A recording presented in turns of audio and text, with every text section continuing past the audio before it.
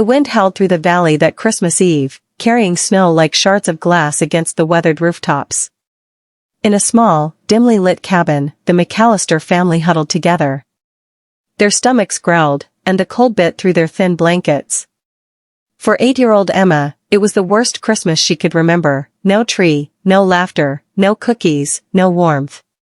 Only silence. And yet, somewhere beyond the horizon, a man they had never met was about to change everything. The McAllisters' home sat on the outskirts of a forgotten town, surrounded by endless fields and jagged mountains. Inside, the air was thick with despair. Sarah McAllister, the mother, tried to keep her children warm, wrapping them in layers of worn clothes. John, the father, stared blankly at the cracked wall, thinking of the bills piling up on the table, each one a silent reminder that Christmas was just another day they couldn't afford. "Mom, will we eat tonight?" Emma's small voice trembled. Sarah forced a smile. "Maybe, we'll have something special tomorrow, pumpkin. Just go to sleep for now." But she knew it was a lie. There was nothing to eat. The cupboard was bare, the pantry empty, and the last loaf of bread had been eaten 2 nights ago. Outside, the wind whistled through the trees, rattling the thin window panes like ghosts knocking at the door. The children huddled close to the fireplace, hoping the faint warmth would last. The night seemed endless, and hope was slipping through their fingers like the icy wind. Far from the McAllisters' home, miles down the frozen trail, a lone rancher named Eli rode his horse across the snow-covered plains. Eli was a man of few words, his face weathered by decades of living under the unforgiving sun and wind of the western frontier. He had lived alone for years, his only companions the animals on his ranch and the quiet solitude of the land. Eli's heart, though hardened by years of isolation, softened during the holidays.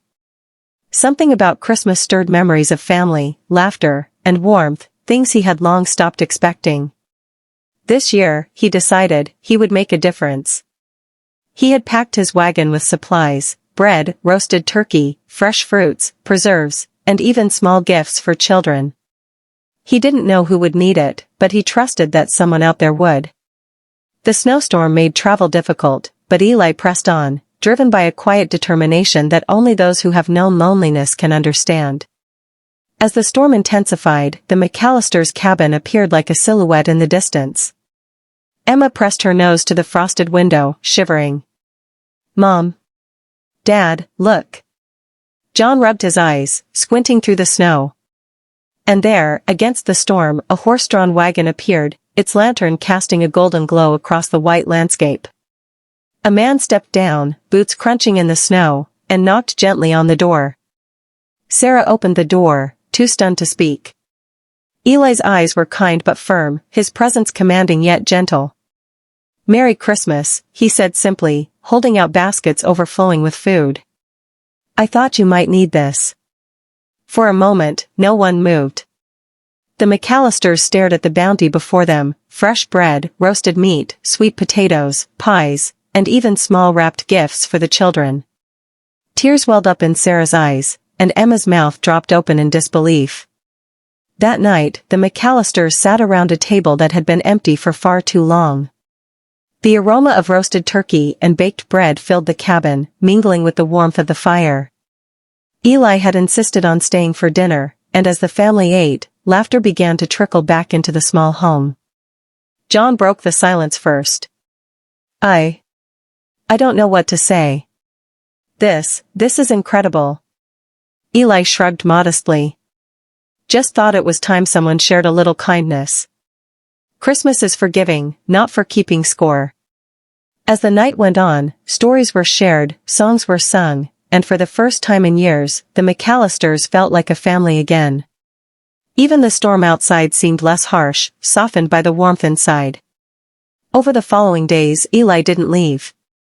He helped repair the cabin, chopped wood, and even taught John how to mend fences on their small property. Emma and her siblings looked up to him like a guardian angel, and Sarah found comfort in his steady presence.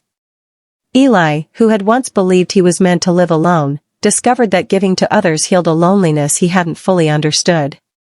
The act of kindness he had intended for strangers returned to him tenfold, friendship, love, and a sense of family he thought he had lost forever. By New Year's Eve, the McAllisters no longer felt like a struggling family on the brink of despair. They felt whole. They had food, warmth, and most importantly, they had someone who cared. Eli's generosity had transformed their lives, but the greatest gift was something money could never buy, a sense of belonging. Years later, the story of that Christmas would be retold many times. Emma, grown and with children of her own, would recount how a stranger's simple act of kindness had created a family where there had once been only sorrow. The McAllisters and Eli remained close, bound not by blood, but by the unbreakable ties of compassion and love. It was a reminder that even in the coldest, darkest nights, a single act of selflessness could ignite warmth, hope, and joy. And sometimes, the greatest miracles happen when we least expect them. If this story touched your heart, imagine the many more heartwarming tales waiting for you. At Storks Daily, we share real stories that inspire, uplift, and remind us all of the power of kindness, love, and family.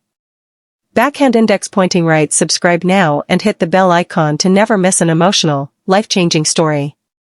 Let every story you watch remind you that even in the darkest times, hope, and a little kindness, can create miracles.